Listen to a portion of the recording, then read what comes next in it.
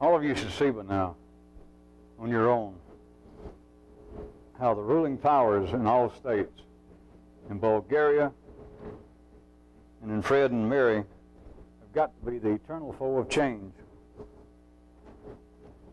They're not the eternal foe of change for some illusionary evil reason. They're that way because they must be that way.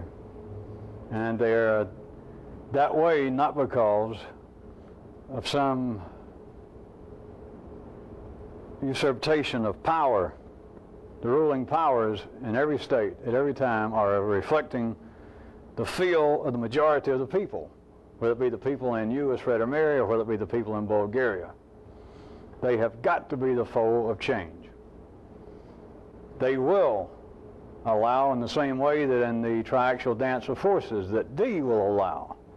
They will allow, they will even apparently be the source of a kind of murmur, a kind of comforting murmur, mumbling about reform, but not change. You can look at, in a slightly different way, I'm talking about the same thing, and say that D, the ruling powers in any state, when pushed, when the triaxial dance is such that there apparently is new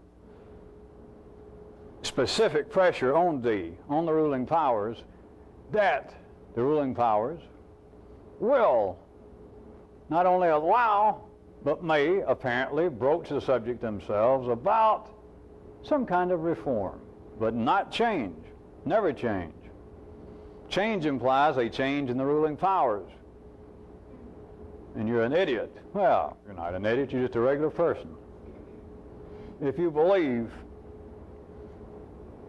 that you can worry about history and ignore the fact that you don't know anything about yourself, that is, you can think about what's going on in Bulgaria, in the lineage of the popes, and ignore yourself if you think that the ruling powers, that anybody, that anything apparently with any control is going to give it up.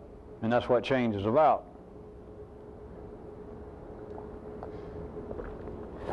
The real revolutionist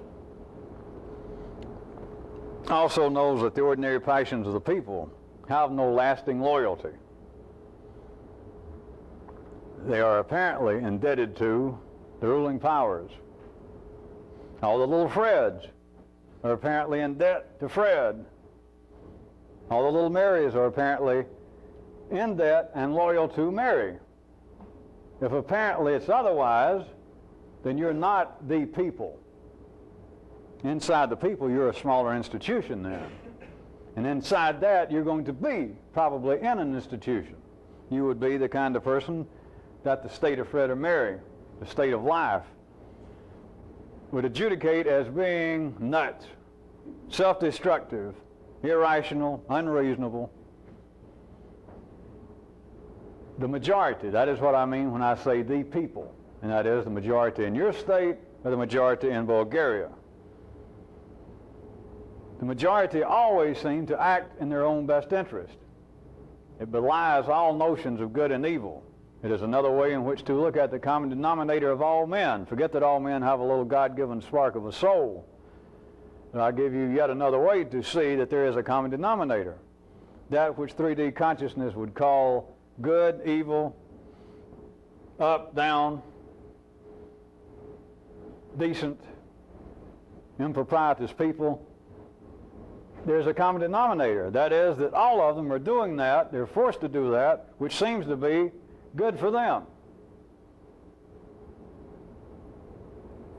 All of the people, the majority, when I'm saying all the people, not that small little number that may be put away that has been adjudicated as being in some way dangerously irrational. That is, they do not do that which life is, in general, proclaimed to be in each person's best interest, which is, of course, is in life's overall best interest.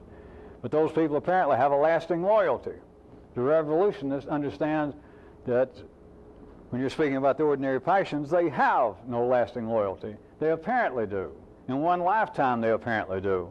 Based on 3D consciousness, they apparently do. If they did not, change would be rampant. Change would be the name of the game. And that's not what happens. If change was that easy, if change was that common, you would not have a consistent institution of ruling powers. No one would apparently have a stable personality. No one would apparently have a predictable, stable monarchy. No one would answer to the name of I. When somebody hollered, "Hey, you," you'd never answer. You wouldn't know that you were you.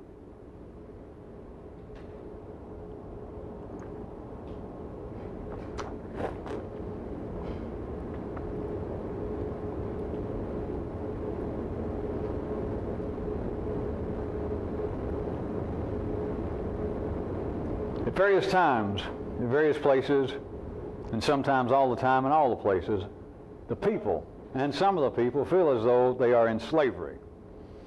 Hence, you have people all over the world where they apparently are talking in political terms, religious terms, philosophical terms, individual terms. Throughout history, there's been people crying about freedom. We want freedom. We need freedom. Let's write about having freedom. We need more freedom. We don't have enough freedom. Somebody took our freedom away from us.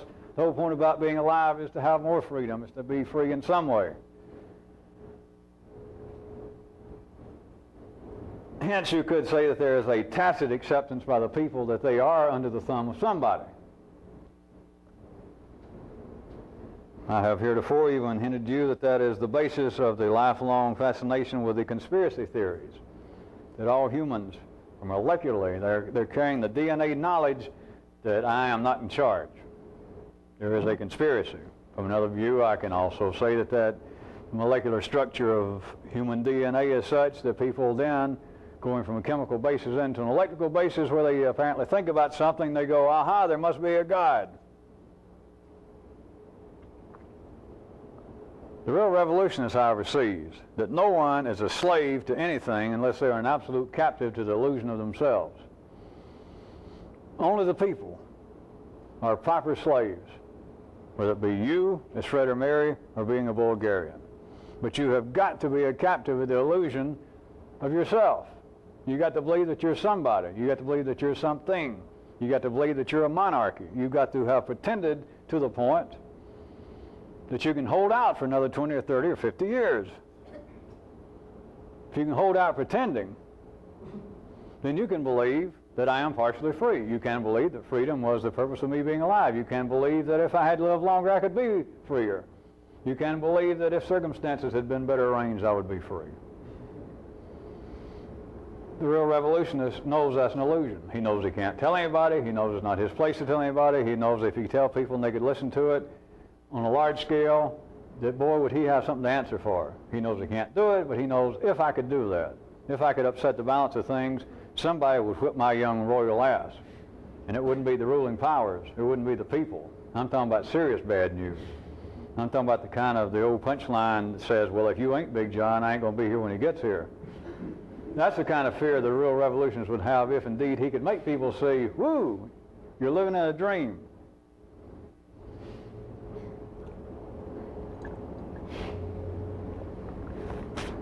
The real revolutionist understands this, that under proper circumstances, everybody can be attracted to anything.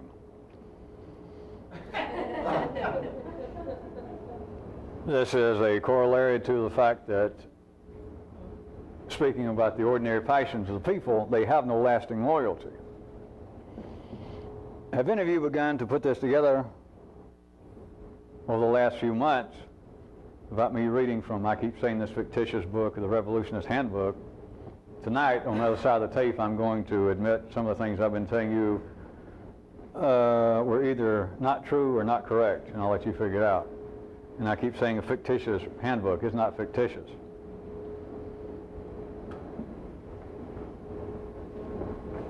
Can any of you begin to put this together, that everything that I can say the real revolutionists would see as not true is true? And everything I can point out that the people believe such and such and the revolutionist sees otherwise, that's false. But then you'd have to be caught up into the fact that the real revolutionist would either be dealing with what is true and what is false, and he would even tell would-be recruits that, listen, we've got to deal with the truth and ignore the false, or vice versa, when he knows he's lying, when he knows he's being incorrect.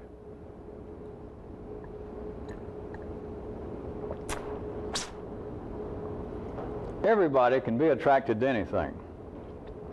If this were not true, there would be lasting loyalties. That is of a generational, that is a continuing, observable, dreamed of Darwinian evolution would be a reality. Whereas right now, I guess the catastrophic theorists, have the verbal upper hand. In one lifetime, ordinary consciousness, 3D consciousness, the consciousness of the people, cannot see evolution at work. If they could, then what kind of idiot would you be? What kind of blind dope would you be to sit down and read any sort of book? Just pick up a $2.95 paperback version of the great quotations of the world. Ancient quotations, or a list of coeval temptations, quotations. And you are faced with a continuing string of people pointing out the devolution of humanity, the continuing fall from grace, the continuing fall from an erstwhile more civilized state into our present piss-poor condition and speeding up at all times going downhill. You would have to be a dope to read that and just look around. Look around right now, look around your own nervous system, look around at your grandmother and grandfather's situation and believe that things are going downhill. And yet people with college educations, nay, people with PhDs, nay, people big shot enough to get put in a book of famous quotations. Say that and other people buy it and go, my, how true. Lasting loyalty to the incorrect. Lasting loyalty, if there would be such, to dreams of thee. It's thee having nightmares. This is normal daydreams of thee. It's the normal running internal chatter of the ruling powers. Always fearful. I'm going to be destroyed, which is a fair fear, because you are going to be destroyed. But it's their job to be destroyed. And to apparently be a ruling power, to apparently be temporarily in the saddle, is to know the fact that the horse is trying to bite your ass, is trying to pull you off, and given any chance whatsoever, the horse is going to put the bridle on you. So everything apparently is going downhill to the masses. Because it could be worse. It may be worse. Just thank be to the gods I made it through another day.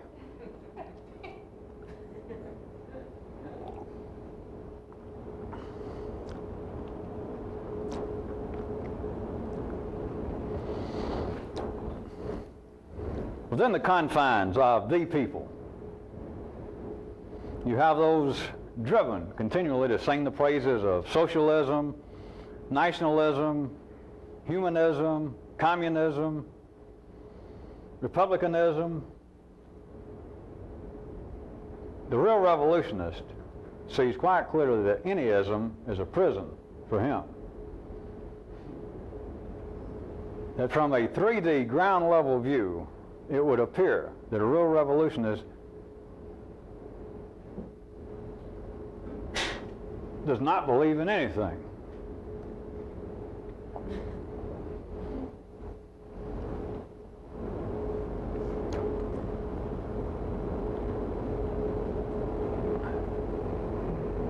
The force of the molecular ideas, all of them, of all nationalism, racialism,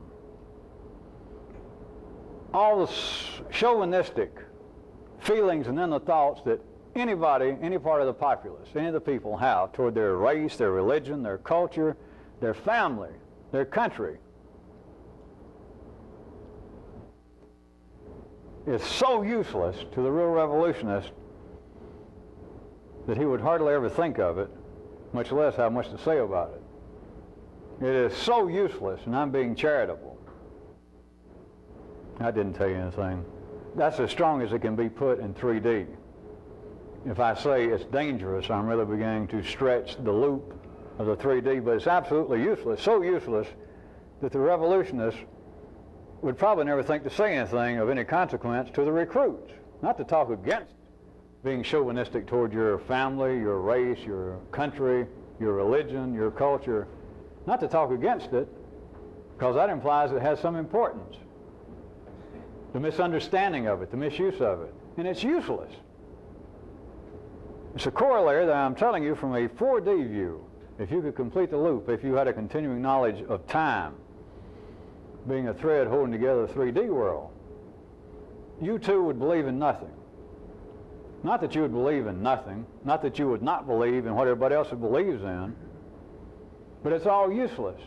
You would never think about, hardly ever think about, believing in anything. You would hardly ever think about not believing in anything. You would hardly ever think about your race, your past religion, country you're from, how your molecular structure seems to be wired up to be a Democrat, a Republican, a fascist, a communist, a humanist. It just wouldn't hardly ever cross your mind to really turn a delightful verbal pirouette. It wouldn't hardly ever cross your mind. And would just hardly ever, if ever, cross your lips.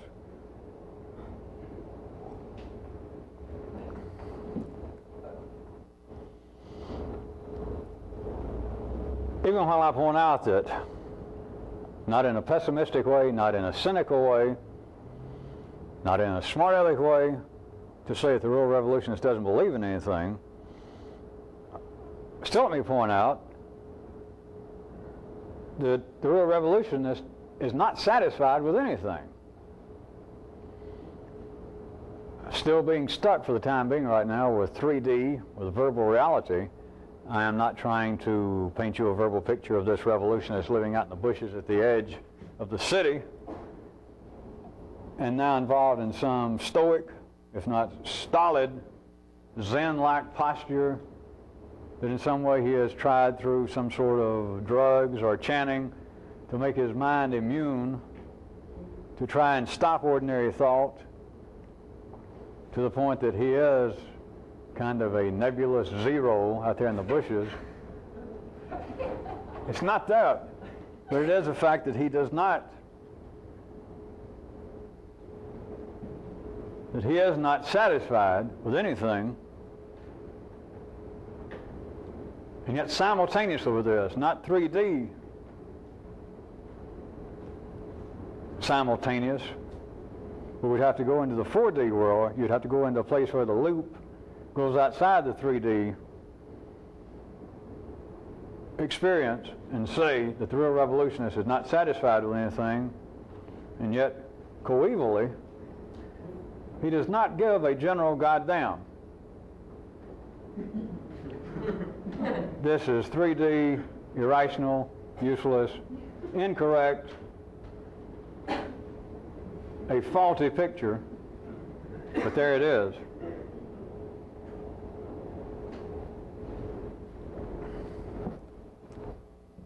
Although a real revolutionist would conserve and preserve all that was possible, so as not to be, no matter how it may seem in an isolated instance, but so that he would not be one of the ones making life make unusual efforts, even if it was just one small effort. Such things as me telling you not to be wasteful, not that you're going to change anything, and not that the rest of the people are going to strangle the planet with their garbage.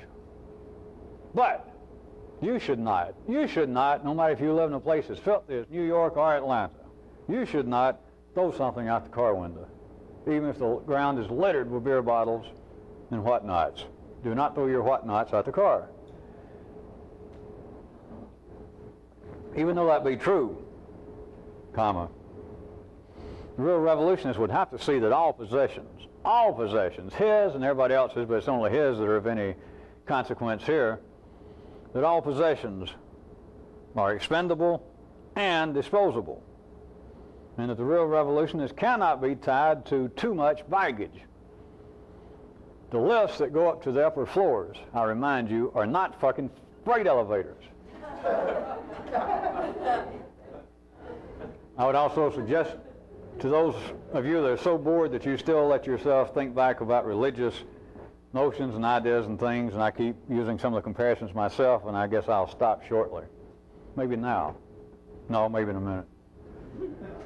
It's why all religions seem to have, from one viewpoint, nothing but a bad mouth attitude toward wealth. And some of them seem to even get more specific, that a wise man, a would-be wise man, a would-be real Jew or Christian or Buddhist, etc., would give everything away, wouldn't worry about having anything. They cannot prove it. They cannot show any real 3D rationale for it. They say it, and many of the people within the city go, yeah, that must be true. It sounds right. It feels right. There is a validity to it. But it's on the basis that it's all disposable. It is expendable. It is as disposable and expendable, dear brute eye, as you are. Nowadays, things being made out of the oil-based, the petroleum-based plastics, I guess some of your possessions may outlive you, but you and them both are eventually going in the ground. Whether it be your record collection or you. Whether it be your books or whether it be your brains.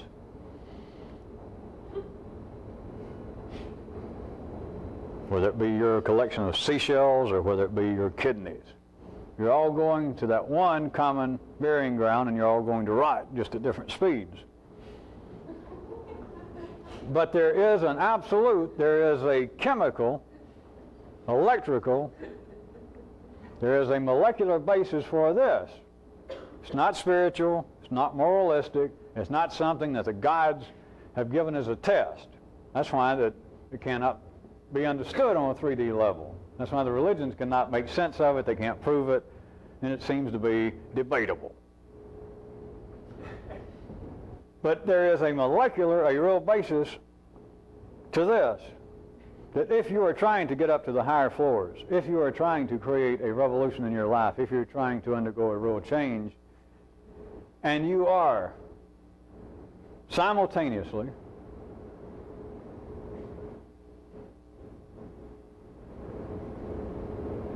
enthralled with your baggage, with shopping and collecting, with that which you own, you've got interference. It's not spiritual, it's not imaginary, it's not theoretical, it's a fact.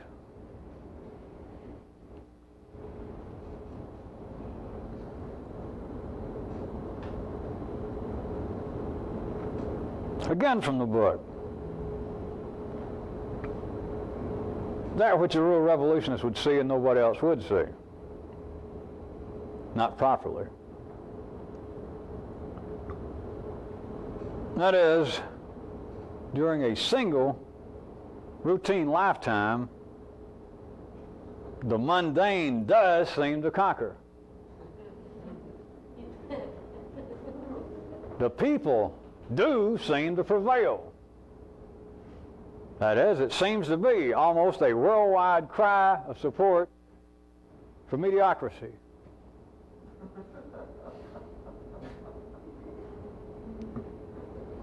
Of course, in other parts of life's body, this gives good food, it gives fuel, it gives energy to smartasses. It gives a lot of energy for those who end up being quoted in a 298 paperback version of Great Quotes of the World to point out the wise are always in the minority. A single wise man changes history. The crowds are a brainless beast. All such as that. And if you're some of the people, you can read such and go, how true, how true, how true. Surrounded by dolts and idiots and fools.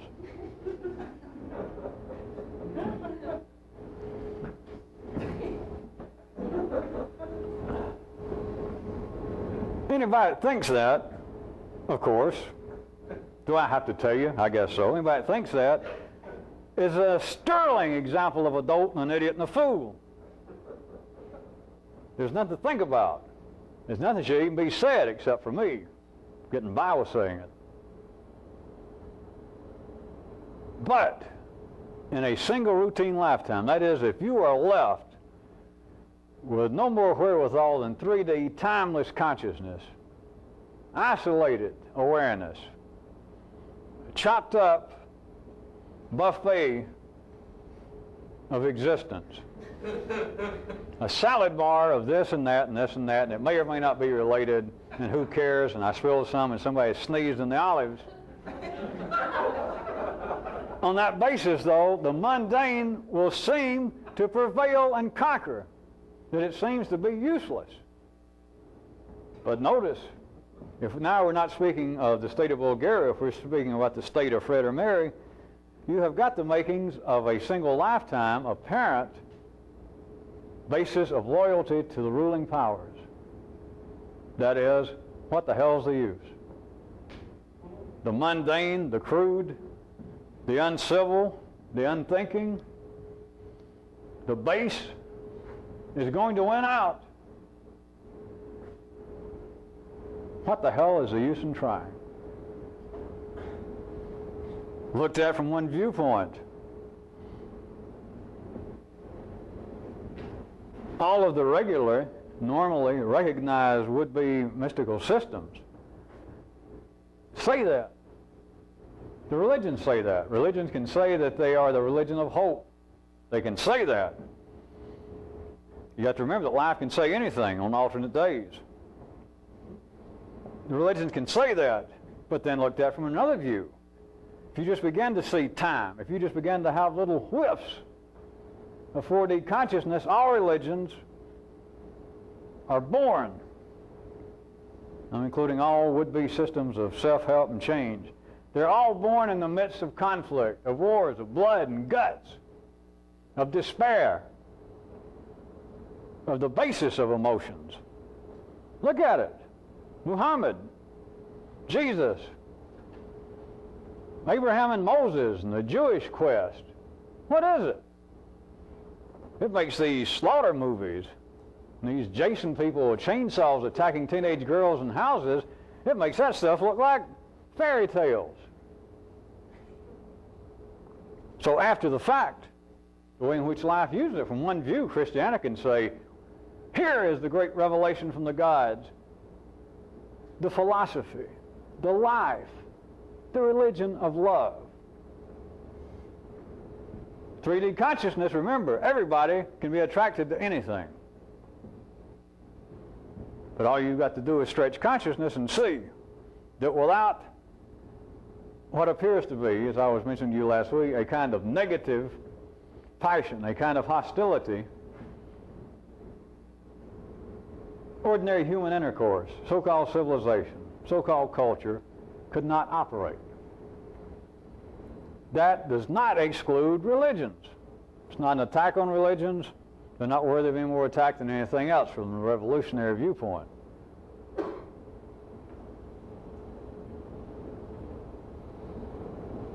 But I was trying to get your attention turned in a certain way, that which can claim to be, that which some part of your populace can even accept to be extraordinary, such as a religion, their claims. Some claim by a would-be mystical group of some sort that we are on some sort of high road. We are a select, chosen group of people. All you've got to do is look in a certain way, and they are in the pits amongst the shit, the blood, and the guts with everybody else. That's the name of life. And from that view, you've got to see that in a single lifetime, ordinary consciousness will tell you and everybody else that regardless of what seems to be the verbal reality, that other reality seems to be that the mundane is going to conquer. The crude, the tasteless, the base is going to prevail. It is not true, but the revolutionist has got to see that that is the general perception of the people. If I go back in the city, if I lost in some way my revolutionary spark, I would be right back at that level. And of course, I can see that if I in some way lost the spark, this would even be further fuel that the clods are going to win. Because if I give up, just think, it's going to prove here I was that close to being special. Not just a damn contender, Bruno, but I'm talking about special. And look what happened. Life ignored me. Life mistreated me. Life stepped on me. Life kicked me around. Of course, the most common and the most distasteful to 3D consciousness is simply, life ignored me. I was on the verge of doing great things and helping life. That is, helping my fellow man by showing them how stupid they were. Would they listen? No. They had their chance. The fools are going to win again. The revolutionists would see that that is one of the ways in which you can define or describe what appears to be the loyalty of the people. That is, they are eternally pissed, and they believe the worst. They expect it's going to get worse. And they believe in general that all extraordinary effort of any kind is ultimately a waste of time because the mundane will prevail. And the only way they can describe all of this is using the language of the what? The ruling powers. It is only in the 3D world that apparently something goes from here to there in one person's lifetime. The real revolutionists would see that it is a count 'em, gone conclusion.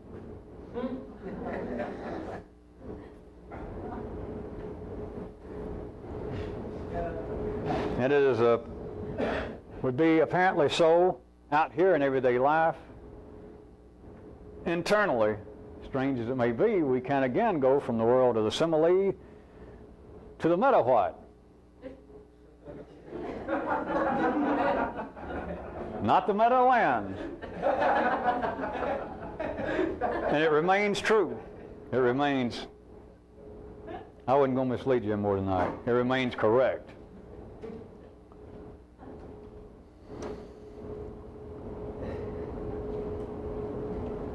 Somewhere in the same general area of what I allege to be a non-existent revolutionist handbook, it also says something like this, that for a real revolution to take place, it requires that there be a knowledgeable, secret outlaw leader,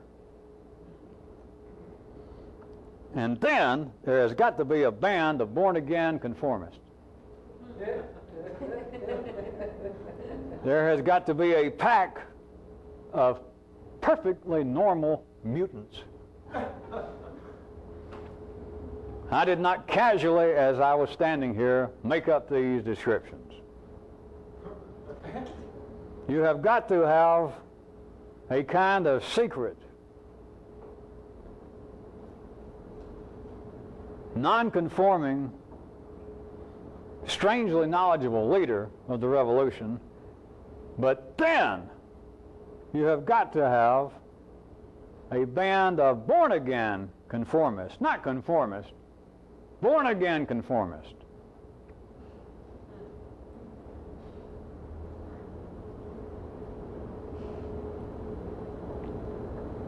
Standing here considering how far to explain that, I've decided this far.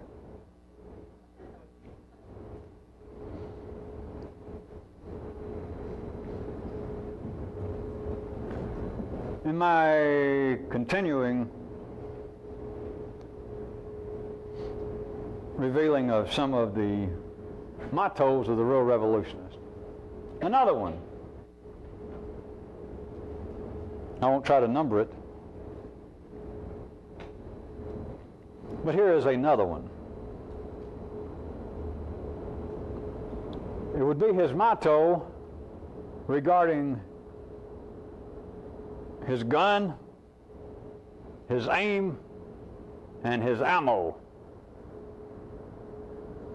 And the motto would be this: use it or lose it.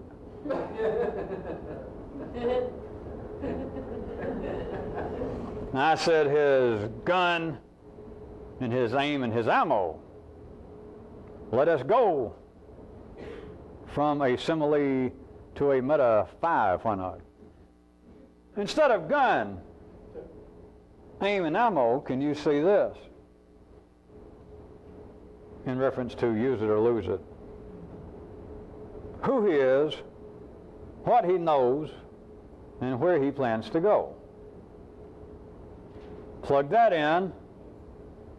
Instead of his gun, his aim, and his ammo, plug in who he is, what he knows, and where he plans to go, with that self-same motto of use it or lose it.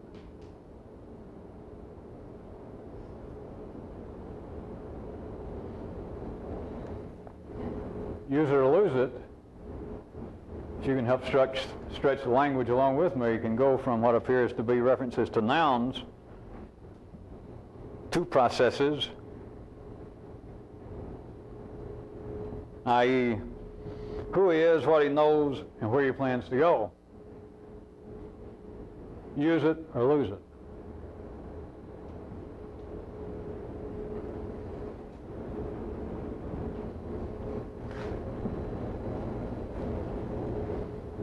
Something else about the real revolutionist. The real revolutionist has no personal interest in the personal lives of anybody else.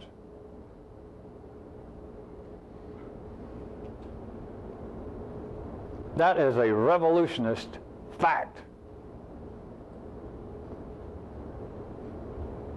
I might point your 3D recollection and attention again to that wonderful world of religion, ethics, and philosophy, wherein all over life's body where humans are where humans are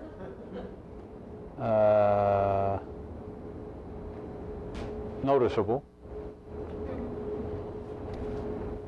you have voices speaking out against gossip, that it offends the gods. Nobody likes a gossipy person. You should not tell tales on people. You shouldn't stick your nose in your neighbor's business and all that. And a very sizable percentage of the people, again, don't worry about whether they do it or not, whether we're talking about verbal reality or something else.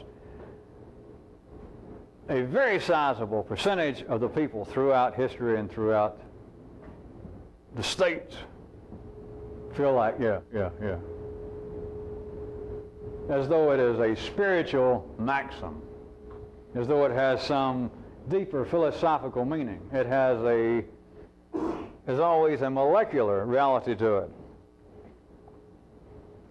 And it has nothing to do with ethics. It has nothing to do with a spiritual idea from some religion. I am just telling you a fucking revolutionist fact, is that he would have no personal interest in the personal lives of anybody else. And if you do, as I said, you're actually doing yourself harm, but in the 3D world, that makes no sense. I'm telling you, it is useless. Useless. And if you think you're in a hurry, if you think that you wish you had more energy to do something, and you wish I'd give you a secret, well, fuck you. Because you're sitting there bleeding, asking for transfusions, asking where to get new blood. If you've got interest, now you do at the ordinary level, the people do.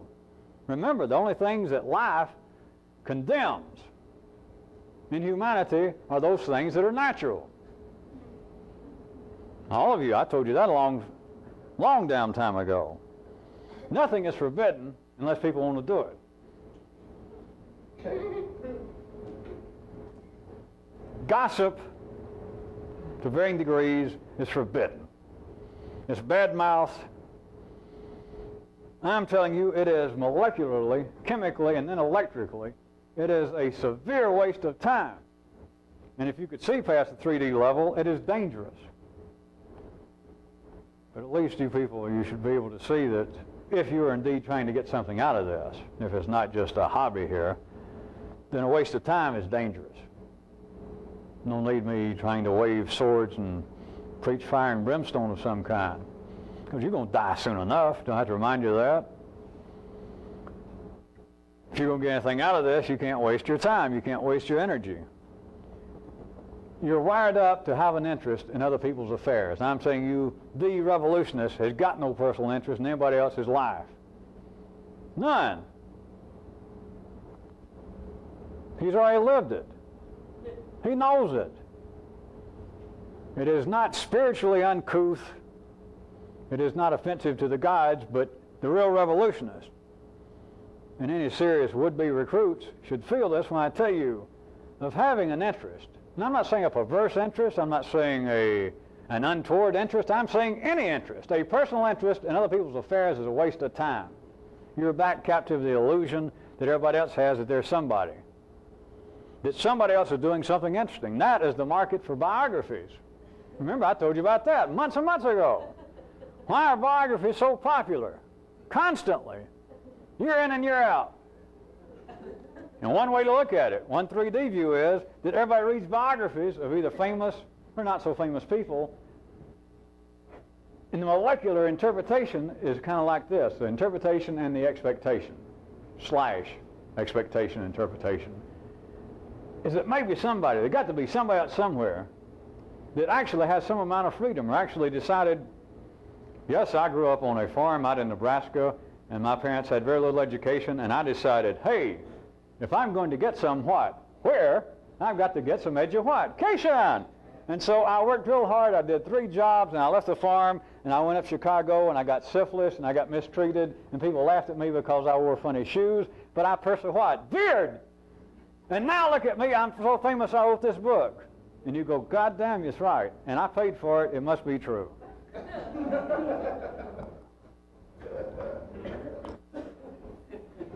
Believe me, it is a serious impropriety for a real revolutionist. A real revolutionist that knew of other people, his would-be recruits, of having a, quote, personal interest in the, quote, personal affairs of the people. Is out there in the bushes, a would-be recruit, and they keep using their binoculars. They keep trying to use the secret privileged place that the revolutionists may have staked out to gain info without giving out any info. And he finds these would-be recruits, and they're trying to peek in people's bedroom windows. They're giggling. They're taking notes about what other people's talking about and their own little personal faux pas and solecisms. The real revolutionists, if he saw that, he would kick their asses out of the bushes. He'd send them back to the city where they belong. They got no chance of ever being a hermit, much less a revolutionist. Give them a lifetime subscription to People magazine and send them on their merry fucking way. Let them become a minister. Let them become a priest and listen to confession. Let them become a psychiatrist. Let them become a bartender. Let them go ahead and talk a lot so other people talk a lot and they can listen. Give them a library card so they can read biographies.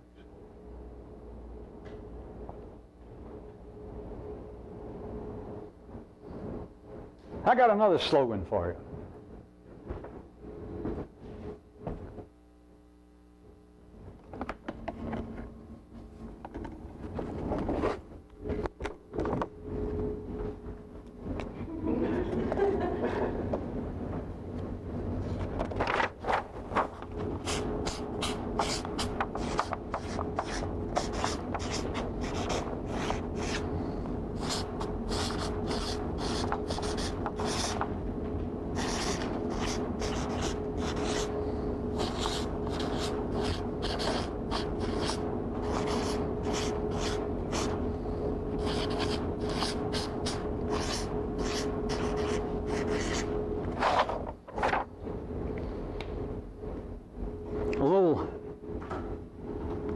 Theatrics? Why not?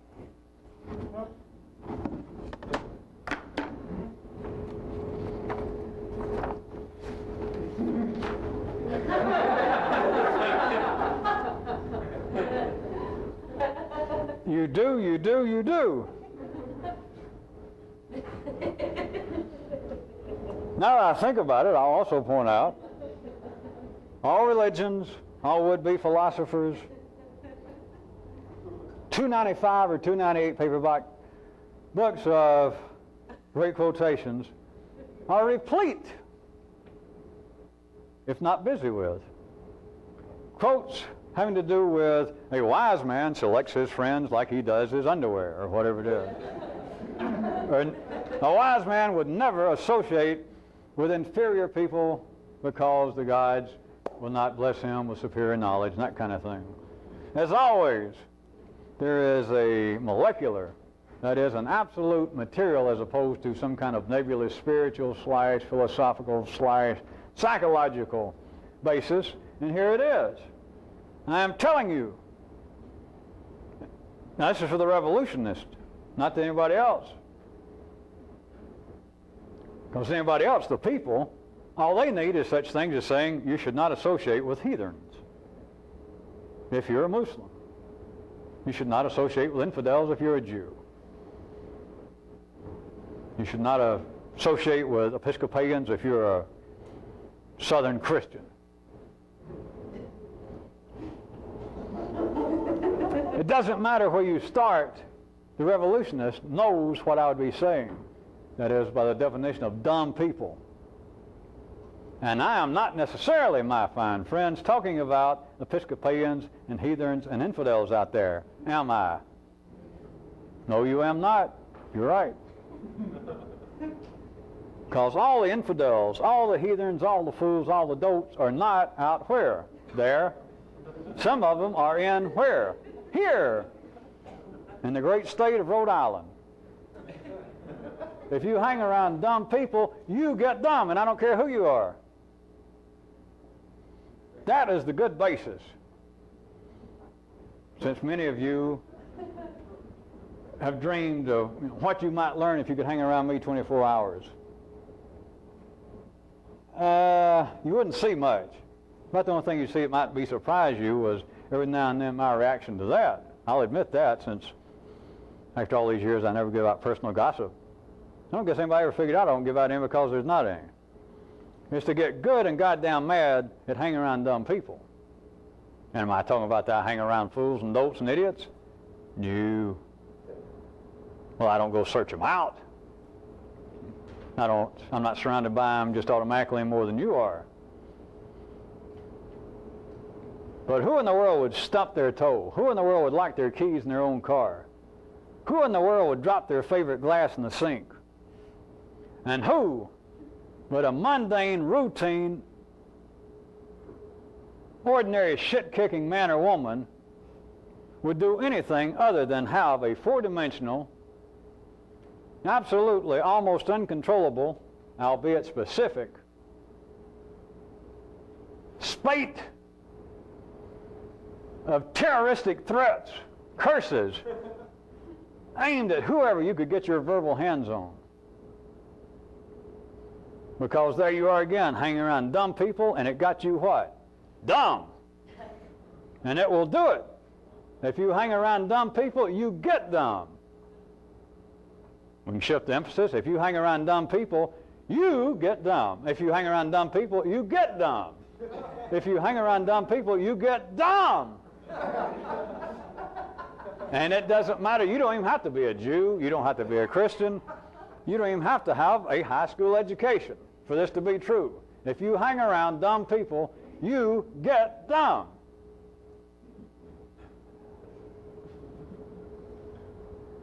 And if you were properly insurient for revolutionary info energy, you would direct all possible passionate terror toward the dumbness, the dumb people, the dumbness. Because you got dumb, just like I told you, just like I guaranteed. And all you got to do is hang around dumb people, and you'll get dumb. Don't care your religion, your culture, your race, your sex, your age. The only thing of any importance, of course, is your shoe size. But you're going to get dumb.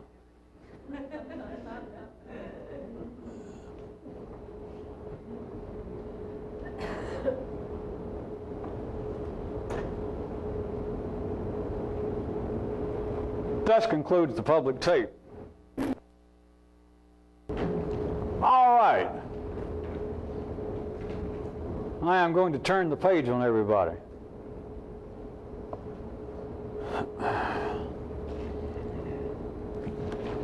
It was not necessary, nor was it expected, but no one noticed this.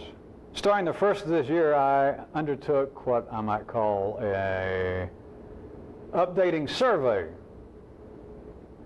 I'm talking now to those here in Atlanta that are sitting here present tonight, and I'm talking to all you people out of town. Since the first of the year, there has been going on a kind of update survey of me to you. I could call it, I could say there's been a test going on. I'm not going to, but I could say that. And if I said that, then I would say less than 10 of you here and everywhere else passed. Less than 10.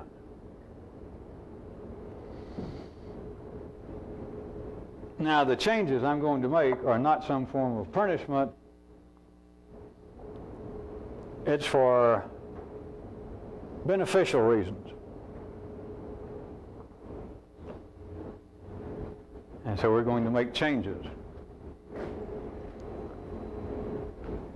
I'm not trying to make anyone feel bad, but I don't bring up things for no reason when I say that I could have called it a test and I didn't, but if I had, then 10 of you, less than 10, would have passed it. If you're not really wasting your time, then you got to correctly assume that I threw that in parenthetically for some reason.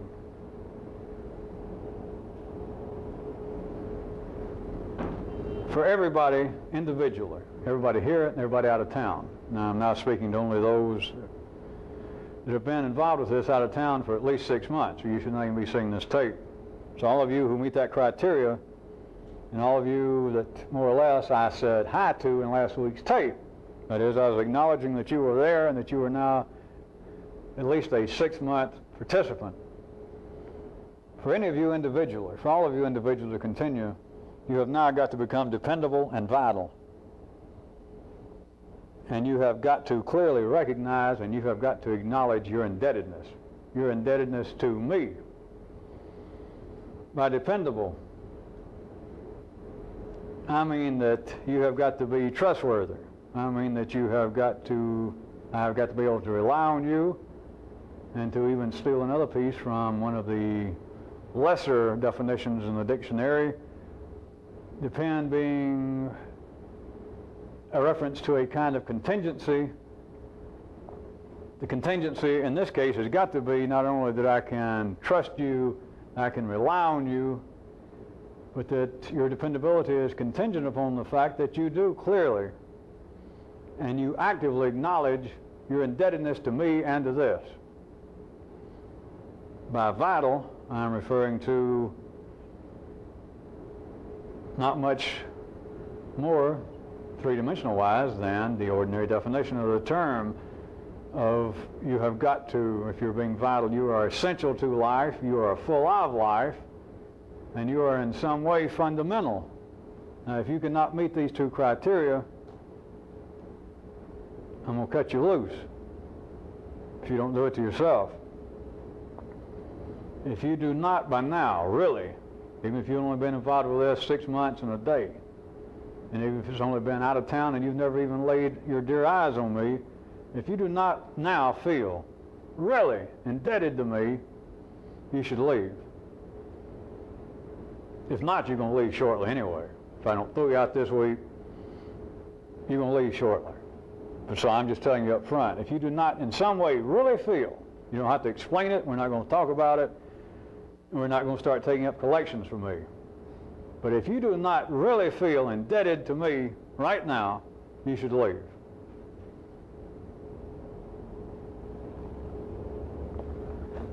Some of you would probably not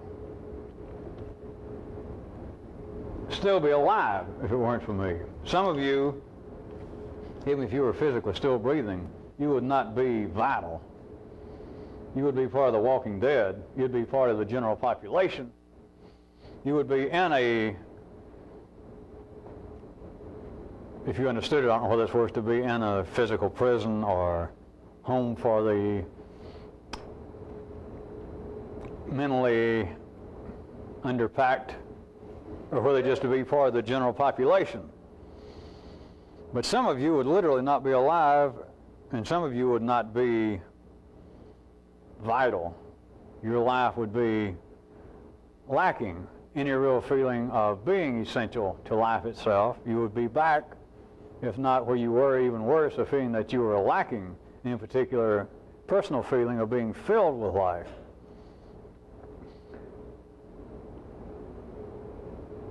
What I am now going to absolutely demand, with no discussions, no exceptions, is action and not excuses in whatever we do.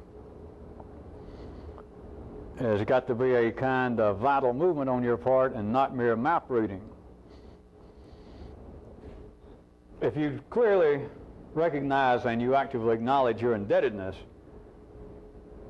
then you can be dependable. Then you can be vital.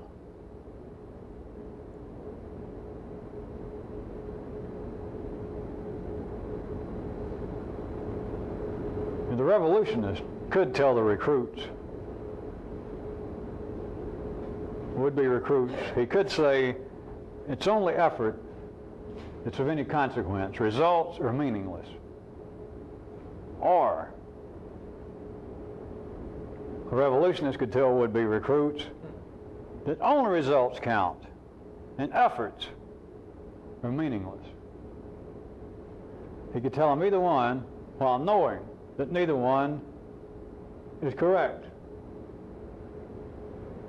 But 3D consciousness will take either one of them. I could take it and not only run with it, I could make a pack of fairly hungry dogs run along with me and start playing guard and tailback and tight end and believe that we had the ball. They'd believe that they had the ball, or they'd believe that I had the ball and that they needed to protect the ball, on the basis that it doesn't matter what the results may be. Forget about the idea of results. It's only effort. It doesn't matter what you try to do as long as you make the proper effort. Or he could say to the would-be recruits, the would-be hungry revolutionists, that fuck efforts. It doesn't matter about what kind of effort. We've got to have results. There has to be, and I am going to explain it, the revolutionists might say, a specific aim in mind. The revolution itself, the rebellion, and it doesn't matter what the efforts are. It doesn't matter the kind of suffering, the kind of activity that you go through. It's only results. I don't hear anything about efforts. Don't even think about the efforts involved. You can run a revolution, apparently, on neither one of those directives. And neither one of them are correct, because neither one of them take into account a 4D reality.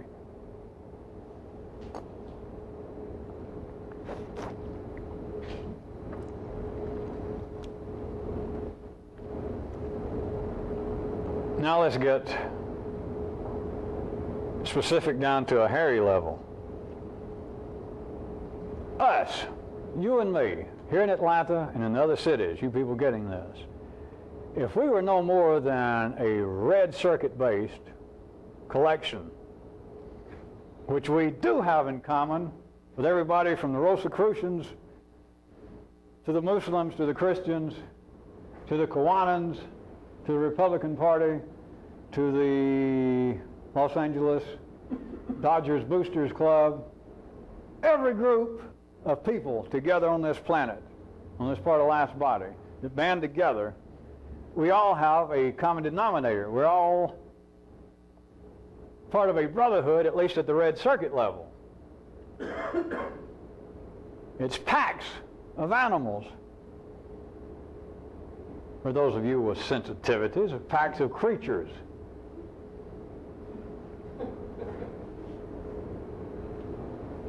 Everything is packs.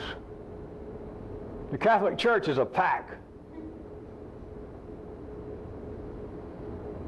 Jews of all ends of the spectrum in the middle are packs. All political parties are packs of animals at the red circuit level. We have got that in common with everybody. It's not good, bad, it just is. I use this to give you some classifications. I use this to give you some of the information, you might say, that I concocted verbally from my nearly 8 months of updating survey of you people and all of this. And I'm going to describe this momentarily as a pack, like a pack of social animals, dogs, wolves, lions. And I want to tell you that each and every one of you sitting here in Atlanta and each and every one of you seeing this on tape in the other cities, you have got a position in this pack. You are playing out a position that I am going to describe for you and that I have numbered 1 through that famous and very popular number of 7. And each and every one of you fit in one of these pack positions. I'm going to describe within these 7 general classifications each and every one of you, man, woman, tall, short. You're in one of these 7 pack positions. Pack position does not have anything to do with wealth. It has nothing to do with your looks. It's got nothing to do with your education. It's got to do with your behavior. It's got to do with whether you are yet dependable and vital. It's got to do with whether you are yet even a would-be revolutionary recruit, or whether you're still part of the general population, whether you're still part of the capital P people. You may be attending here, in a sense, to play with 3D reality. We can stretch it and say that in a sense, once a week you show up here for the meetings and out of town to see the tapes, and it's as though you have run out of town and got in the bushes and you're playing would-be pirates and revolutionaries. But all of you fit one of these positions. I'm going to be describing every one of you. You'll hear it, if you can hear anything, that you're in one of these 7 positions in the pack. But it has to do with your behavior. It doesn't have to do with your sex. It doesn't have to do with your cultural background, the religion in which you were raised, if any. It's behavior. And if you're no more than what you thought you were when you started, you're still part of the people. And your behavior is absolutely useless to me. You may talk a good game. You may be collecting imaginary maps based upon what I have concocted, which you were raised, if any. It's behavior. And if you're no more than what you thought you were when you started, you're still part of the people.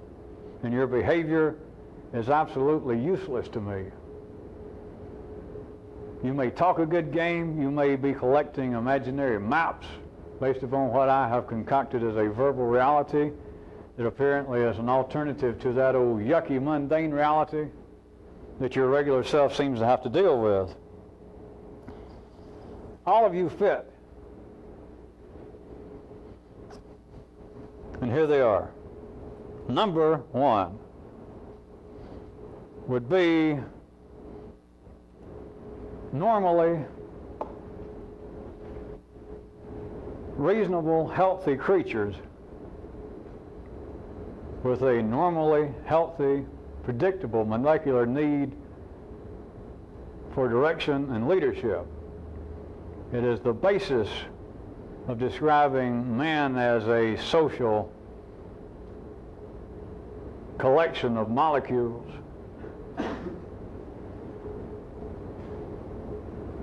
On this basis, a pack, if it was consisting of that one section, it would be a pack held together by the seeming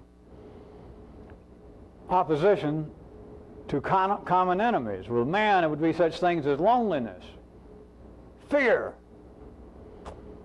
That apparently the pack, speaking in light of this first category, that they would be held together with a kind of opposition to common enemies, but based upon a view of the people in general, at your time and your place on the planet Earth. This first position in the pack would be normally healthy, reasonably healthy creatures that have that inherent need for leadership. The second position would be hangers-on. They could have started out being even attracted and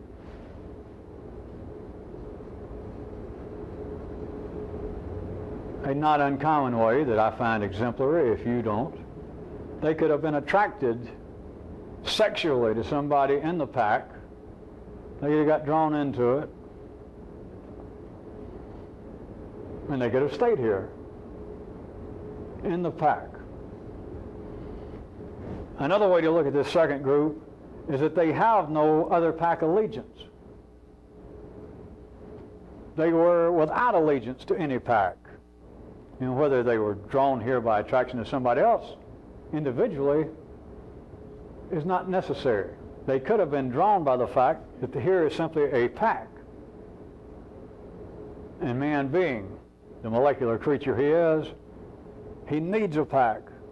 He needs social direction, the feel of it.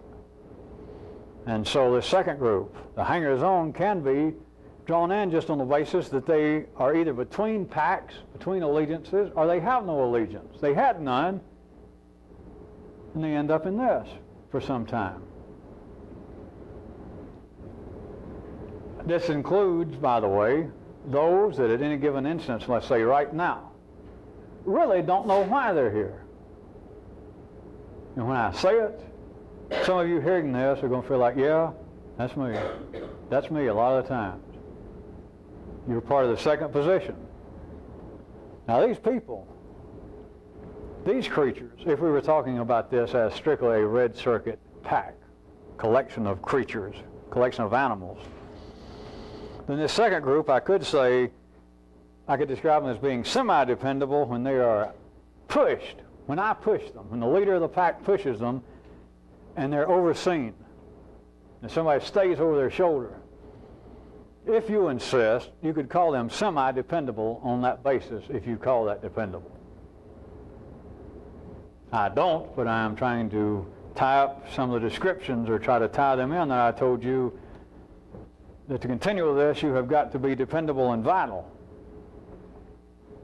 The third group, the third pack position I could describe as being note takers.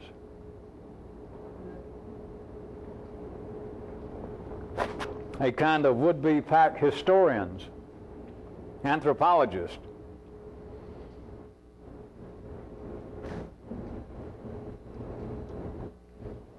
These members would be mappers, not doers.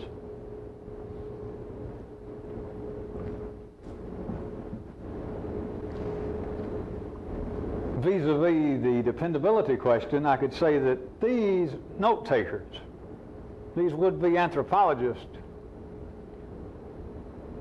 can be dependable on and dependable with paper, if you call that dependable. I don't, but I'm still trying to tie it in. They can be dependable on and with papers, at least on alternate Tuesdays. And the hangers-on like, another aspect of them, they like to hear about tricks.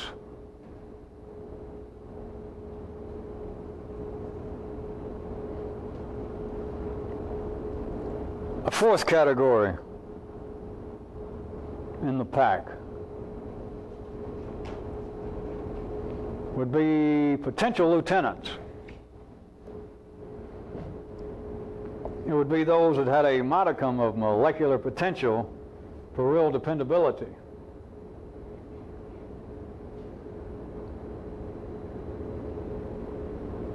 People in this position, they like to be near what seems to be the seat of power. They would like to be near, just near now, near, reasonably near the leader of the pack, the head dog. And they have a propensity to want to be witty when it's safe. Witty when it's safe, and if it's real, real safe, they can even skirt up to the edge of sarcasm.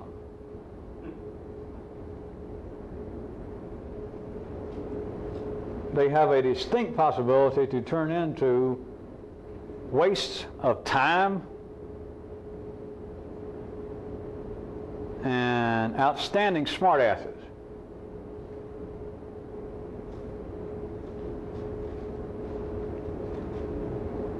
They can display some signs of dependability if they are in the continuing company of the leader. If they're near enough that they feel as though they're being watched. physically or in some other way, they can show signs of being dependable. This group too loves what seems to be these behavioral tricks that the leader might put out about how to handle other dogs when they bug you, how to break up with the dog that you're involved with now, how to deal with the apparent general social pressure of the pack.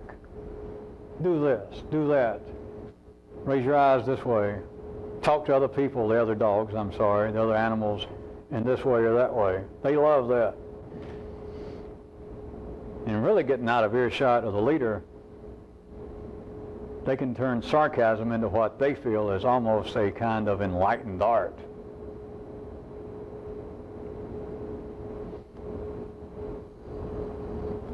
The fifth category,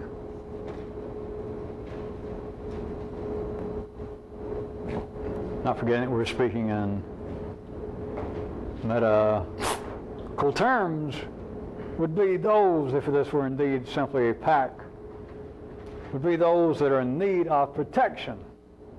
You can put protection, those of you taking notes, in quotation marks, or you can put protection without any fucking quotation marks. If we were indeed talking about a strictly a red circuit situation, then this faction of the herd would be what it would amount to would be the old, the elderly, the very young, the infirm, the frightened, and the confused.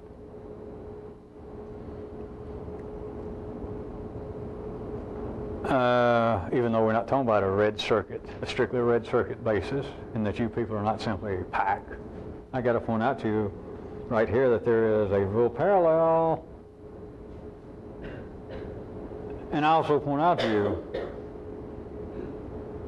that beyond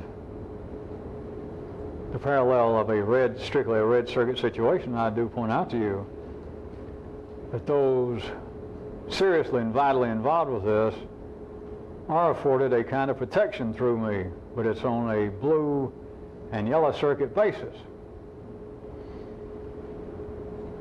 It's not going to stop death, it's not going to stop my death, and it certainly will not stop your death. It may not stop certain kinds of genetic weaknesses. It may not cure them in your lifetime. It may create something drastic, and it may not. But there is a kind of protection beyond the red circuit level. Specifically speaking, in a blue and a yellow systems manner, there is a kind of protection that I offer. It is a kind of protection that results in these people, the ones needing protection and assurance, that they end up and they can be sort of as dependable as a dry, diapered, full-bellied child can be. That's how dependable they are, which you may or may not consider dependable.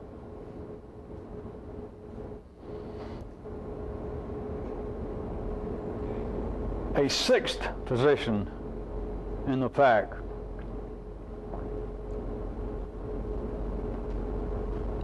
are those that not only need a kind of predictable, routine, molecular direction and leadership, but moreover, they need disapproval and discipline to reassure them of their lowly position, to reassure them of their ineffectiveness.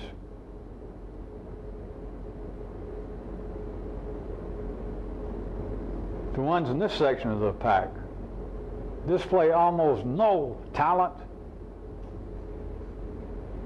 no ability, no self-assurance, and they apparently have no talent for planning, for hunting, for even protecting the herd, the pack, for even protecting the weak, the sick, much less themselves.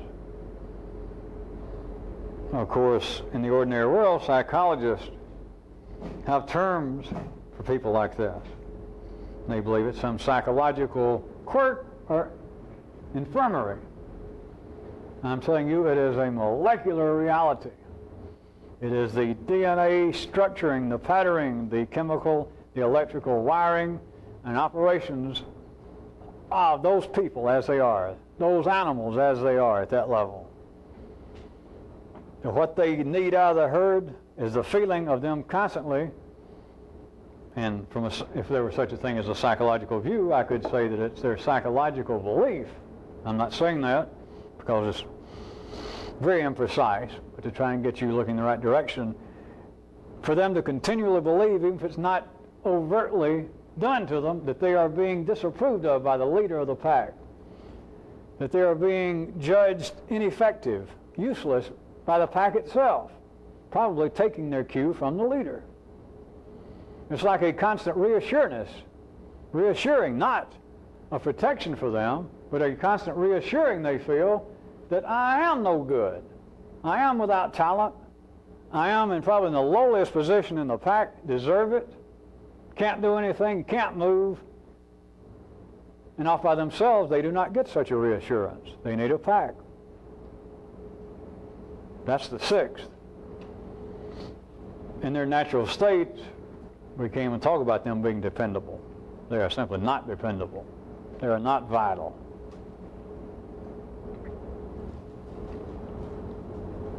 The last section I would describe to you is they're like the molecularly mobile. They theoretically, clinically, but it doesn't make much three-dimensional verbal sense, so I have to say radically, they got the potential to lead a pack. It's not necessary that they ever do. I'm not inferring that at all. I'm not even telling you that my term of having the potential to lead infers that they should. But what I'm trying to infer to you now is they began to meet the criteria of being a real revolutionary recruit. It's not important if they ever lead a pack, will they take over a pack, will they ever try to take over a pack, will they forget about it.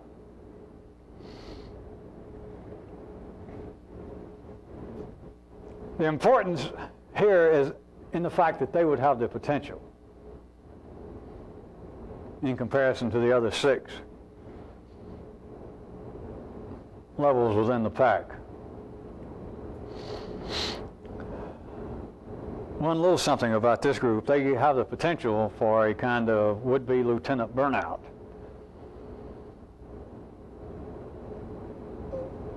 Almost as though they feel that they have gone so fast so far, they've gone so fast that maybe they went too fast, and maybe they blew all their energy at one time. Maybe they saw so much and they hadn't done anything recently. Maybe the leader of the pack hadn't given them enough to do. Maybe the leader of the pack didn't give them any new food and what they believe to be the necessary new limits of time that they should have been fed. They get a feeling kind of a burnout.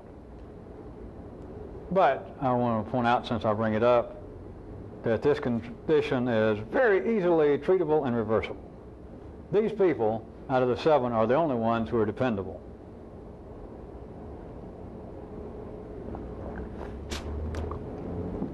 As things stand, now talking to you people in Atlanta and you people out of town who've been involved for at least 6 months in seeing this tape, I accept the presence of everybody, and I accept the presence of all the positions in the pack.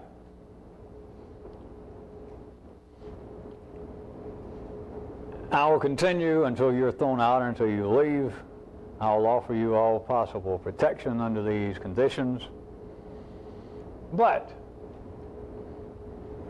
all the many times that I have apparently verbally laughed at the idea of secret knowledge and secret books, I didn't level with you. There are things I've never told you.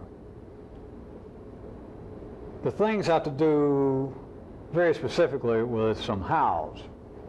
I've told you just about, I haven't held back up until now anything in particular having to do with whys and what will work, and me even stating here in the last few months of using the paradigmatic structure of a revolution, and me making statements about the real revolutionists would do so-and-so, wouldn't do so-and-so, would see so-and-so. All of that, as I have verbally indicated, I have told everybody enough. But now there are things that I have withheld, specific hows, physical hows. Now I am accepting everybody's continued presence here, and everything having to do with the proper blue and yellow approach. I will offer you all protection possible based upon your position in the pack. But this kind of specific, this kind of privileged information that I've been withholding, I'm going to start giving out, but I'm only giving it out to the people in the 7th category. And I'm going to start doing it. I'm not going to tell you when, I'm not going to tell you whether I'm going to call them all together, I'm not going to tell you how I'm going to tell it to you, but I'm going to start immediately. And I'm going to tell some of you the specific hows. The rest of you I'm going to continue to hold out. I'm not going to tell you any of these specific hows. It is only going to go to those people who are dependable and who are vital. If you do not meet those 2 criteria, then you're part of the 6th. The first 6 that I described your position.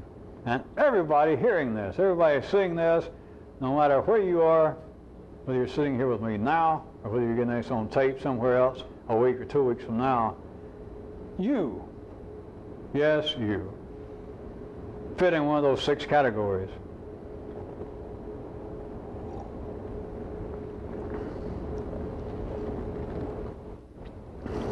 If any of you decide to change your position in the pack, you send me a note and tell me that you are changing your position and sign your name. Do not send me a note if you're going to attempt to change. If you do that, there's going to be, from one viewpoint, serious consequence. It says, probably being, I'll throw you out. Do not send me a note. I don't care if you say you're changing positions. If I see that you do not change positions, the serious, most likely consequence is very shortly I'm going to cut you loose. No conversation, you can't tell me how hard you tried. No excuse, action. But if you indeed are going to change your position in the pack, if you're going to change, if you now see you as being that which I described as position number 1, 2, 3, 4, 5, or 6, and you're going to change, you send me a note that you are changing positions. That's all. Don't tell me what you think you're doing. You tell me you're changing positions. Then I will consider, after I see the actions, not the words, of how I treat you. That is, whether I begin to give you some of the privileged information of some specific physical, material hows to increase the efficiency of doing this. Or for some of you, you would believe that finally you could do it, that you understood what should be done, you wanted to do it, you believed that you were destined to do it, and you can't seem to get it done. You would look at these that I'm referring to, these hows, as being the secret of getting started. If I do not hear from you, then I won't hear from you, will I? But remember, I am being very serious. As long as you take this serious, I'm being deadly serious. Do not send me a note that you're changing positions in the pack unless you know for a fact that you're changing positions. Because as soon as I get your note and I see that you're not, whether it takes 5 minutes or 5 hours or 5 days, 5 weeks, I probably will throw you out. That's going to be the most severe consequence and probably the most likely. And I'm not going to ask you your story. I'm not going to ask any excuse. I won't listen to any excuse. It's just you either do it or you didn't do it. And if you tell me that you're changing positions, by God, you got to change positions. Some more specifics. Henceforth, starting right now, with the kind of semi-exceptions that I'll go into in a few minutes. They're very specific. But starting right now in general, from now on, anything that seems to be of any potential consequence or significance starting right now, I decided. Not you, not any committee I set up, because all committees are abolished as of now. All tasks are abolished. But anything that has any possibility of being of any consequence, any significance, having to do with this, having to do with me, having to do with your involvement in this, I decided. I and I alone. This is a part of the outcome of my near 8th month updating survey that I mentioned, or it's part of the 8th month, if I'd want to call it this, test that everyone other than fewer than 10 people would have failed if it was a test. I have been doing it, you would be correct in assuming, more specifically here with people in Atlanta, but you people in all the other cities. Yes, you, all of you. I have been sending out, if this were a test, if this had been an 8th month test, then I have been sending out tests all along the way to you people, by mail, things on the tape, things that apparently were individual tasks, things that I told all of you as a pack, as a group in the other cities to do, if it were indeed a test. Other than 10 people spread between here and other places, other than less than 10, then you would have failed the test. I have verbally and apparently almost taken my hands off of much of the activity involved here and in other cities, and tried to tell you people, take off and do something. Check with me only casually. Check with me not at all. Think for yourself. Do so and so for yourself. You people decide what to do in this area. If it had been a test, less than 10 people passed the test. There was no test, it was a survey. The results of the survey should not surprise anyone. I am taking full charge again. I am taking more charge than I took before. Nobody is to do anything that has any potential consequence or significance having to do in any way with this unless I say so, unless you check with me. If you think it had any significance, any potential consequence, if you feel as though it does not, then you are safe to go ahead and do it, unless I decide that you're incorrect.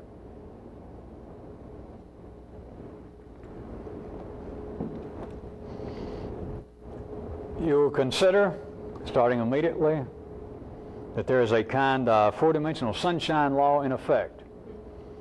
All committees are abolished.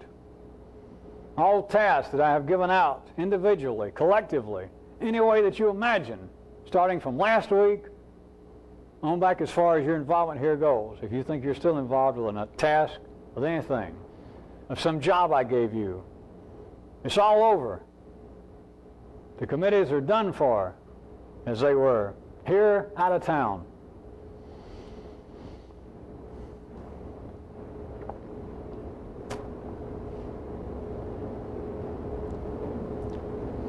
I am going to appoint individuals in charge of some continuing and some ad hoc activities in a minute. Individuals. And if I appoint you individually, you, by God, are in charge. You have tonight, once I call your name and say you're in charge, you have up until I leave here tonight to write a note saying, excuse please. And that means that you would prefer, that you're asking me not for me to appoint you individually to be responsible for whatever I appoint you to. If you write me that note, then I'll get somebody else. If you do not write me that note, you're responsible. You. And you probably only have one chance. That is, if I ask you, if I point out something that was not done that was within your purview, was your responsibility, no excuse.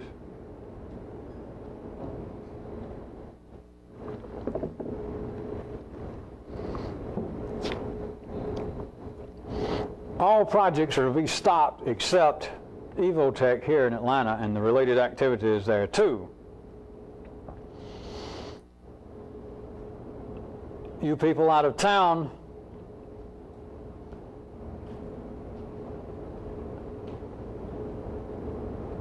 continue any low-level, already in operation activity of handbills,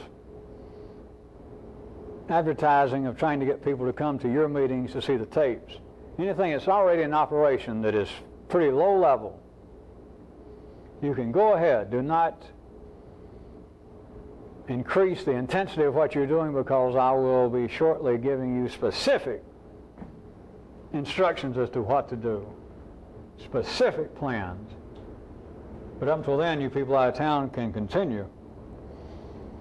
And you people out of town, individually, that I have selected as giving me the weekly reports of Mel, Esther, and Tom in New York, Miami, and L.A., for the time being, you three people I still hold responsible, personally responsible for the weekly reports of attendance and etc.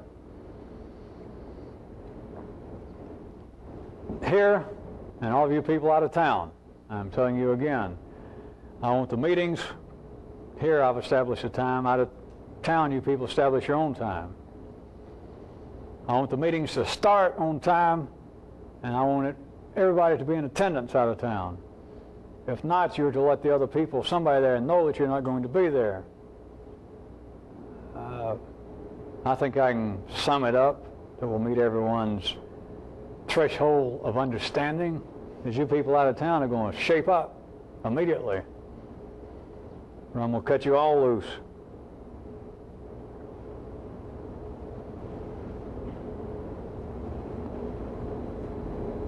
Out of town, I know you feel as though you are in a lesser position, or that you'd be doing a lot better if I was there personally, blah, blah, blah, etc., and so forth.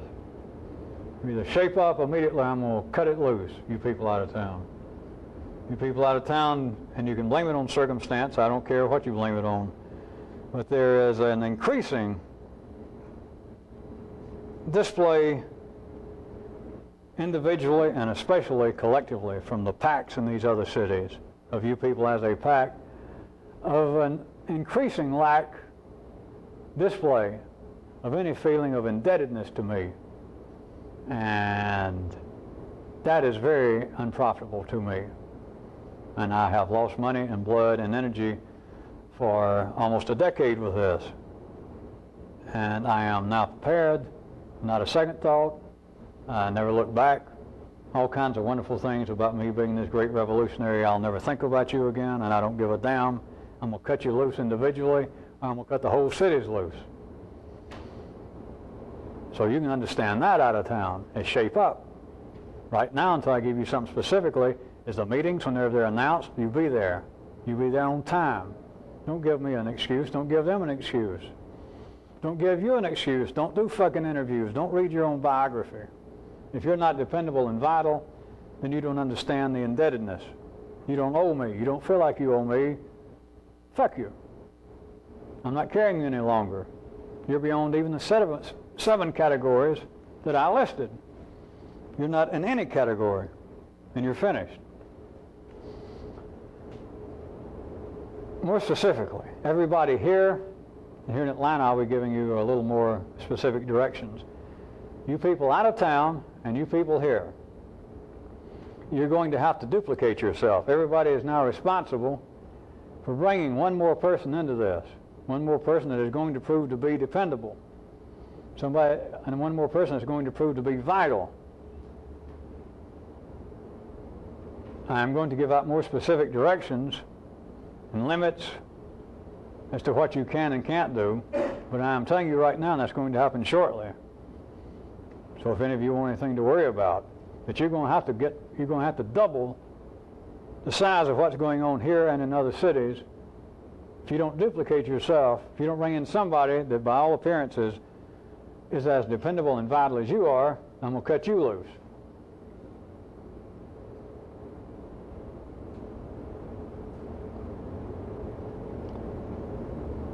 And all activity from now on, done here in Atlanta, done in regard to Evotech, done in regard to what you people out of town, whatever task I give you, all work of any kind related to this.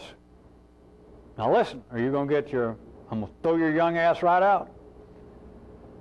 From now on, anything that's done, now I'm going to specify it to be done, or it won't be something that will be done, right? Whatever it is to be done, starting immediately, it's got to be done in 1/3 the time that it would have ordinarily been done in. 1/3 the time, and I know what 1/3 the time is. And if you've got any molecular intelligence above the masses, you know what 1/3 the time is. We're not going to debate it. And if I turn around to you and if I decide to give any excuse, if I said, I'm about to throw you out because what I told you to do, you're not doing it in 1/3 the time that you would have done it previously, and you say, wait a minute, and you want to discuss in some theoretical or what you consider some practical matter about whether you're actually working 1/3 or maybe just 20% faster. It's no discussion. You know what it is, or that you don't belong in this, that you're going to operate individually and collectively at an increase of 1/3 the speed that it would have ordinarily been done. That is 1/3 the speed faster than it would have been done before I said this. At 1/3 the increased speed that you would have done it, left to your own devices, whether they seem to be mundane or extraordinary. That is a blanket rule from now on. You're going to operate 1/3 faster, or you're not going to operate here.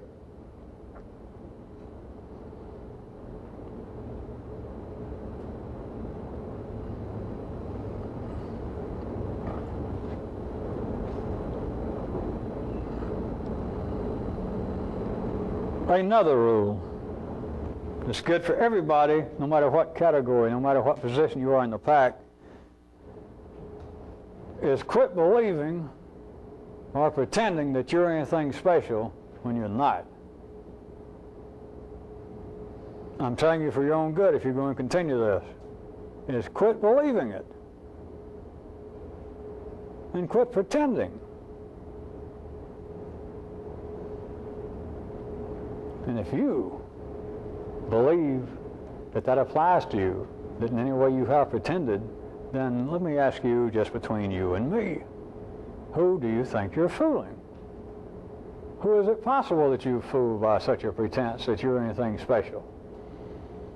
And how do you explain the fact that, looked at from one viewpoint, especially verbally, and sometimes even down at the blue level, I have apparently gone along with it, of you being a special little creature, having some kind of special little talent, or you've done something worthy of some kind of special notice. And therefore, you are special. You're not. Quit believing it. It keeps you at the level of the masses. It will keep you in whatever position you are mechanically in the pack. And quit pretending.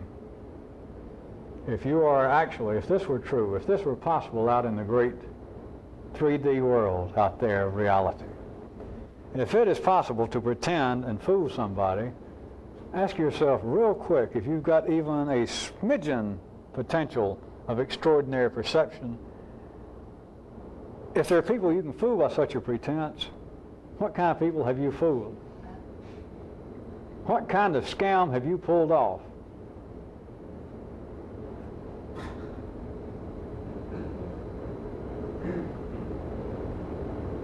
Fooling your inferiors.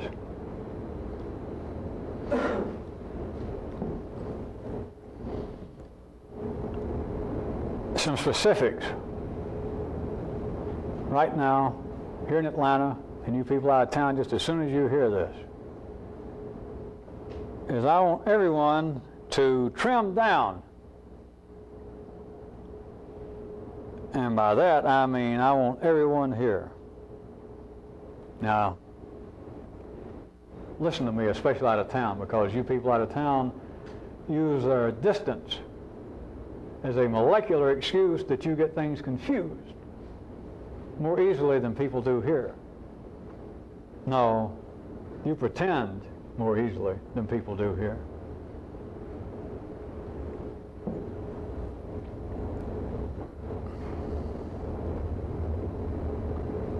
I want everybody to give up something immediately that you have collected that has not proven to be as useful as you imagined. But it's something that you collected. It's something that you shopped for, and now you have collected and you have not used it. You have not found it to be as beautiful or as useful as you imagined it would be. Immediately. I'm talking about immediately. I want you to give it up. This could be a possession. It could be a habit. It could be a hobby. It could be a severe opinion, I guess. But it has got to be something specific enough. If I ask you what it was, you would tell me, and you wouldn't preface it with some goddamned excuse. That I'd ask you, what did you give up? And you would just open your mouth and say the one word, the 2 or 3 words. And you would not hang your head, you would not blink an eye, you would not look off when you told me. You would not shuffle your feet. That you would actually know that you gave up something that you had collected.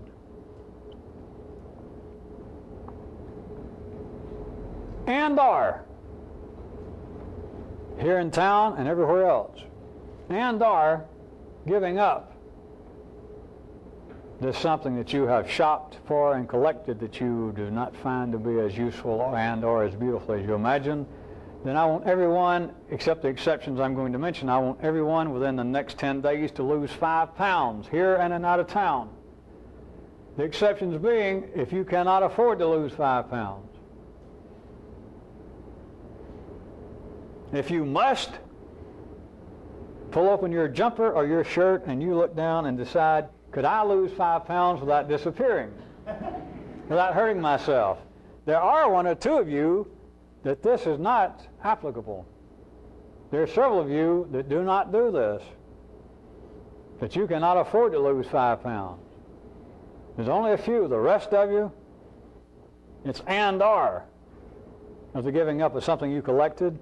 Lose 5 pounds in 10 days because I said so. Now, anyone who would like to start making some effort to change their position in the pack, people who would strive to be truly dependable and vital, I'll give you an extension of this.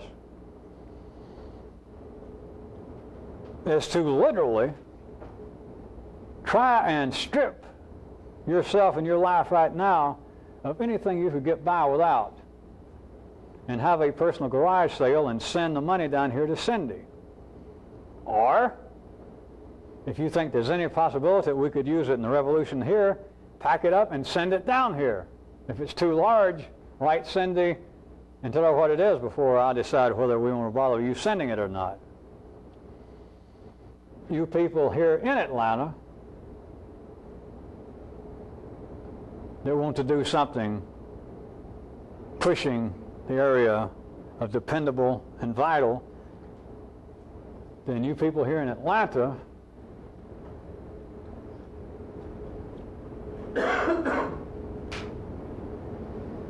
bring down the Evotech at 4 o'clock what you're willing to give up, what you're going to strip yourself of, that we might find any use for, and make a pile of it, and I'll survey it and see if there's anything we can use in the revolution.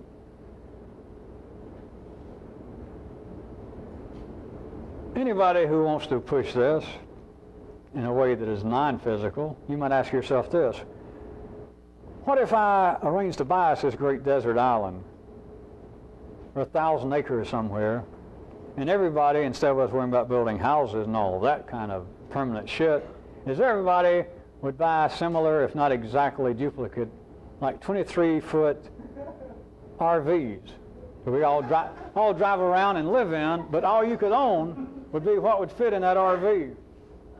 Think about that. And you people know by now this has got nothing to do with whether you're rich, whether you got a whole bunch of good collections and a whole bunch of good stuff. It's not religious, it's not spiritual, it's not going to do your little heart or soul good to give up things you love. If you got stuff that's useful and things that are beautiful, you got no business giving it up. It's not going to win you some kind of reward. It's not going to impress me. That's not what I'm talking about. But you look around at all your possessions. You look at what you have shopped for and collected, and there it sits, unused, unappreciated, and it is not what you imagined it would be in the useful category or the beautiful category. It just is. It is now baggage. And it molecularly, it materially weighs you down. It would molecularly, it would chemically cause you, at the people level, pain that the people would holler, no, you can't take that over there and give it away. And yet the revolutionary part goes, why not? The revolutionary part would do this, not this verbally, but what it amounts to is, how did I hang around dumb people so long that I bought that dumb thing? And I'm so dumb now that I keep it somewhere, or I pay to store it somewhere, because I'm too dumb to get rid of it. I'm too dumb to admit that I was dumb enough to collect it. I'm too dumb to realize that I'm dumb to have it. I'm not smart enough to realize how dumb I am about this. I leave all this to you people. But I will be here. Evotech will be open at 4 o'clock Saturday. But beyond that, remember the first thing is I am expecting, I am demanding, I am directing that everybody give up something immediately. Remember, that's where this started. The rest of that was an expansion. The rest of that was an extended possibility.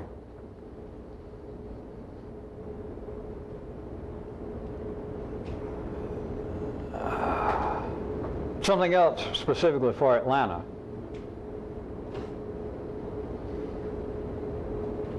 Everyone humanly possible I expect here at 4 o'clock Saturday, regardless of whether you are giving up something to bring over here to throw in the potential revolutionary use pile. But beyond that, if you are empty-handed, I expect everyone over here at 4 o'clock Thursday for this. And I'll be here to direct it. We are going to strip and straighten up Evotech. For what reason? Because I said so. We're going to strip this place down to only that which is necessary. And everything is going to be put in a place real neat. For those of you that's never been in the service, we're going to address this place. I will decide, I'll run through here very quickly, at least 30% faster than you think is necessary. And I'm going to be grabbing people, and I'm going to take everything in this two-story building that is now part of Evotech under our power, and everything is going to be, if it stays here, is going to be boxed up. All the makeup, everything back in the room is going to be lined up. I'm going to tell you real quick, and you got to operate. I'm going to line up all the little makeup, all the little chairs, all the carpenter's equipment. Everything in this place is going to be lined up like the foot locker of a jarhead in basic training. It's going to be neat. All the little bottles are going to be turned the same way. Anything that stays here is going to be put in its place. I'm going to tell you what the place is, and every time it's used, it's going to be put back right where it was, turned with the label out, all in line, and it's going to stay that way. This place is going to look like it's run by a bunch of fanatical Marines, and it's going to stay that way. And if I see you use something and not put it back exactly where it was, why threaten? I'm not going to threaten. That's a kind of excuse. I will act if I see you do it. If I find it done and I don't see you do it, I'll find out, if possible, who did it. If you hang around dumb people, you get dumb. I don't guess all of you had the privilege to be aware of it Saturday, but I gave a portent to some of you.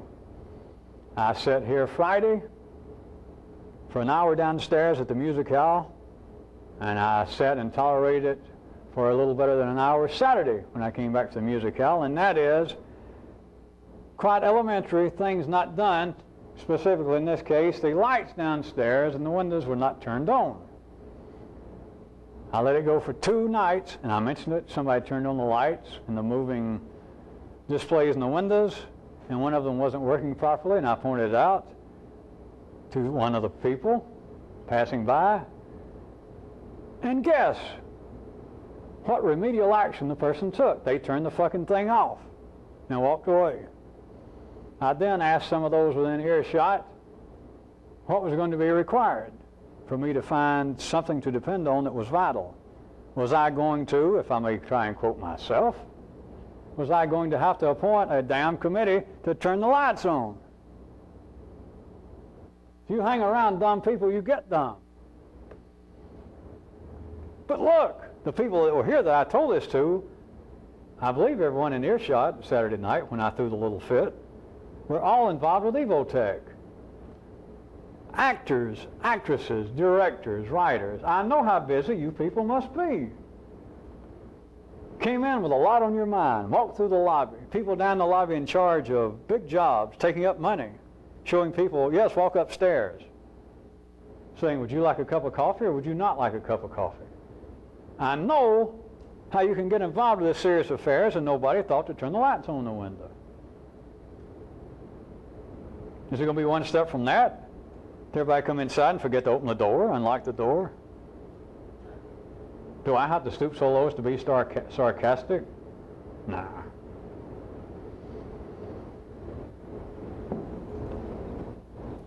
You've got to give up. You've got to strip yourself.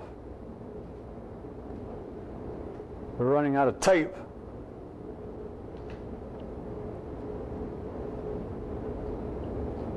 You people out of town, I hope you don't get this confused. If you do, it's tough shit.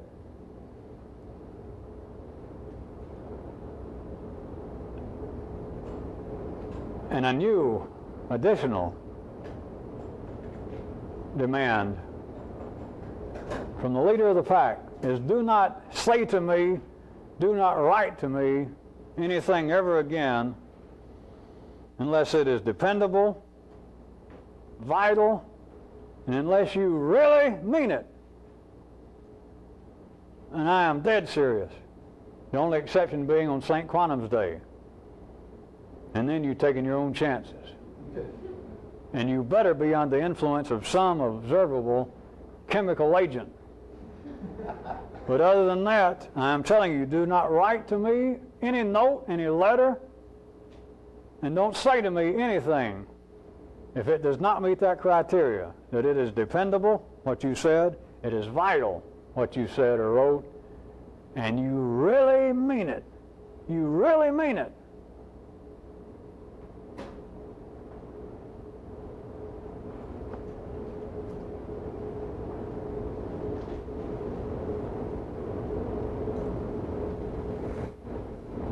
And the kinds of things, so that if any of you feel as though you're going to get confused now, are going to get confused, I want to give you also a hierarchy of importance. We still rolling with video? We got plenty? Is right now, until further notice, the relative importance, in case any of you out there in video land or here feel as though you're getting lost, the levels of importance are, first off, your first responsibility, everybody, no matter what your position in the pack is now, the first level of importance is to these meetings. The meetings of the pack, and anything individually, any task that I've given you individually, and from your viewpoint, your own participation in this. That's the first level. Nothing comes before that. The second level is going to be when I give you more specifics, which will be shortly, is going to be the activity of you increasing everywhere, in all the other cities and here, of a minimal of doubling the size of the group. That's going to be the second level. The third level here in Atlanta is going to be Evotech and all of its related activities. And the fourth level is going to be whatever apparent group activities I reinstate, such as you people out of town becoming expert in some particular area that you could relate to us. And you people here would be in the history task, and the great books, and the maps. That will be the fourth level. Now these can operate and will exist coevally. But if you're pressed, if you feel as though in the 3D world you have got to decide what you're doing or want some orientation, you use this, of those four relative levels of importance.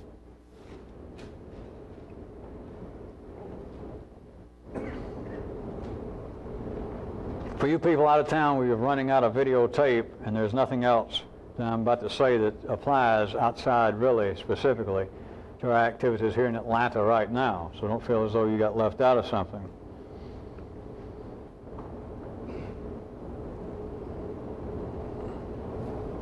I expect all of you people out of town to be at the weekly meetings of seeing the tapes. I expect you to write me if you are physically sick. You call somebody in the group there if you're not going to be there that week, and it had better be because it is physically impossible. I want the attendance kept as it has been kept of you signing your name, and then the people that's in charge in each city to put after the signing of the names of those in attendance, those that you normally expect who are not there. And I want you to tell me if they contacted somebody. If they did not, I'm going to cut you loose. I don't care who you are. I don't care if you think you're special out there in video land. You're going to find out otherwise. Any of you who write me for any reason, if you decide that what you're going to write me is dependable, vital, and you really mean it, do not forget also to send along an addressed envelope to me. And when you write me, write on something big enough that I can write back on it, and I'm not going to spend the additional time of responding to this if you do not send the envelope and write on something big enough for me to answer you back on it. Other than that, I will see you people out of town shortly, and I am going to give you the specifics of what to do. If any of you have any doubt, if any of you out of town do not feel that you truly are indebted to me in a serious manner now, just drop away. Just go away. As they say, normally in video land, go away with no hard feelings.